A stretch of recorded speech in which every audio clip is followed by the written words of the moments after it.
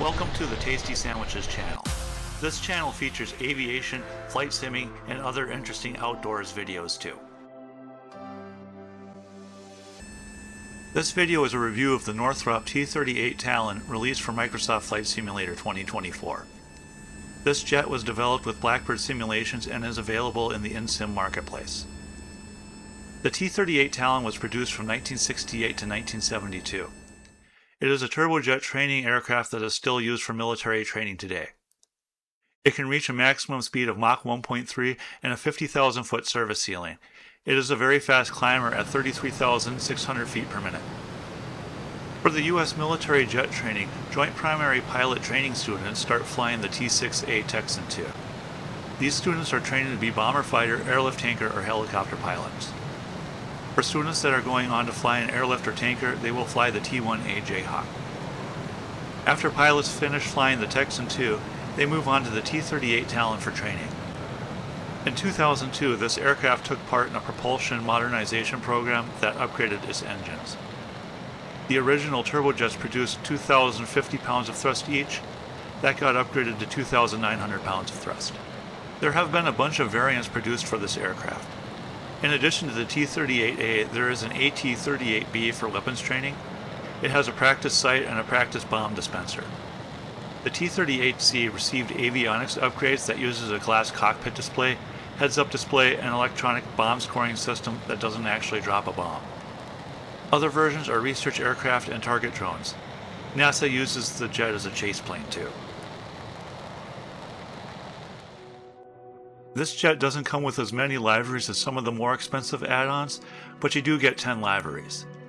The ones you get are realistically suitable for your military training and jet research activities. The white one with the blue stripe is similar to the liveries that NASA uses at the Neil A. Armstrong Flight Research Center. This research facility used to be called the Dryden Flight Research Center and is located on the shore of Rogers Dry Lake. This facility is located within Edwards Air Force Base in California and is the premier research center for NASA.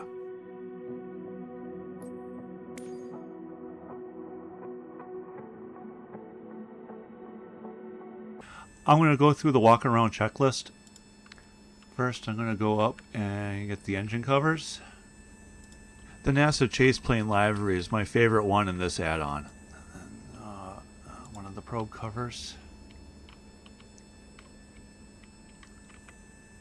There's another one.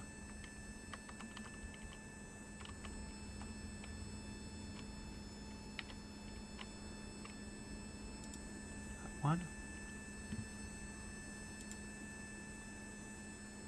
Forward, right forward. Now I'm going to get the wheel chocks.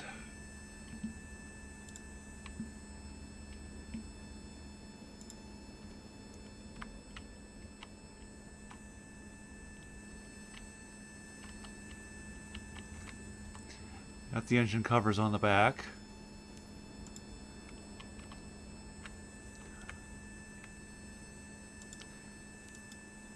Check my flaps and ailerons.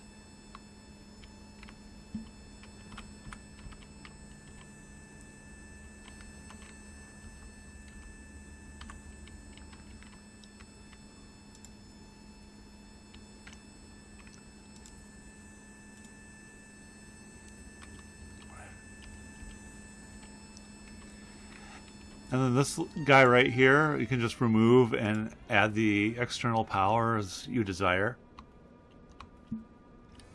So that's a nice little feature.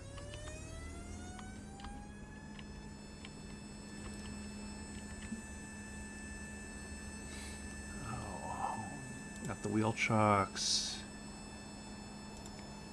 engine covers, and so that does that for this checklist. You can see that the plane has a very minimalist layout for a military jet. Its instrumentation looks a lot like what the F-15 would look like. Here I'm going to go through the different views and see what's all inside the cockpit. All the navigation is manual, but you do get a spot to put your tablet. And the throttle quadrant doesn't come with many extra levers and switches.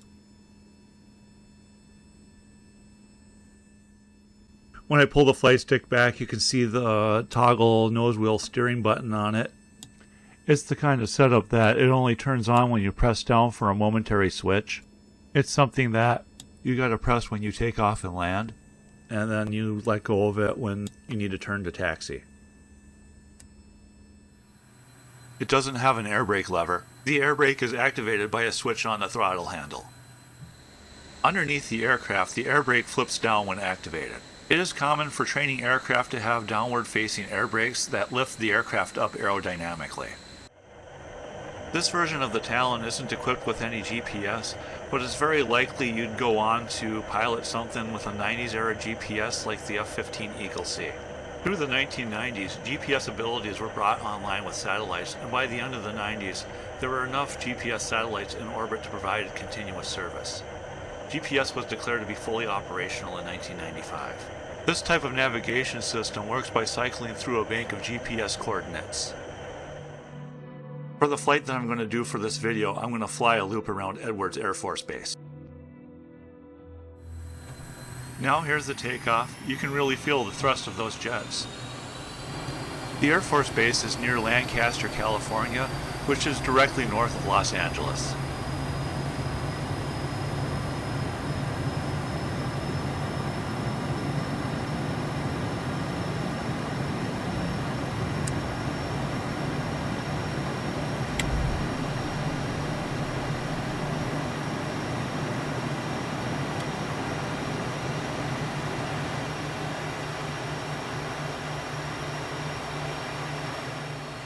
Now I'm going to show how fast this jet really is. In a few seconds I'm going to accelerate up to 500 knots.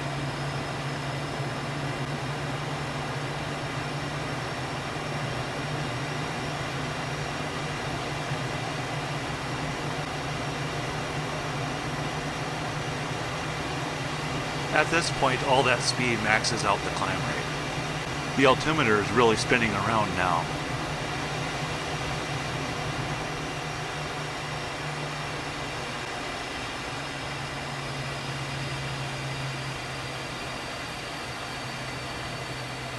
By the time I get leveled out, I'm up to 23,000 feet. Blackbird Tango Echo Uniform Tree. Wind calm. Clear to land runway 2 tree left. Cleared to land runway 2 tree left. Bluebird Tango Echo Uniform Tree. Now it is time for the final approach. It does take a lot of pilot input to keep this jet flying straight and level. I have found that keeping the speed at 250 knots for flaps 2 and 210 knots for flaps full gives good control over the descent rate. If the speed of the plane drops below 210 knots, it'll give you an alert to drop the landing gear.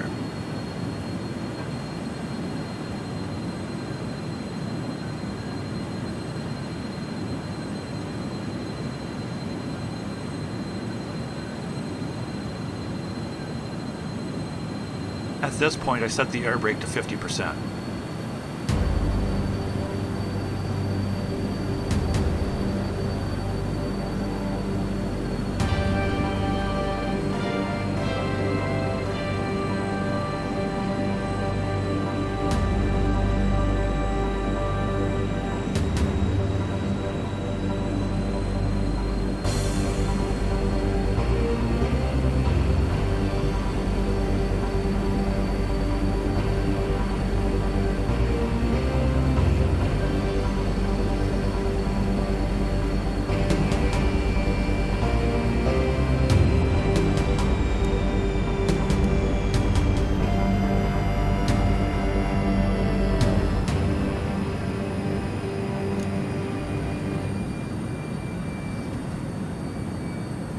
For my final conclusion, it is definitely a fun jet to fly if you're into military jets.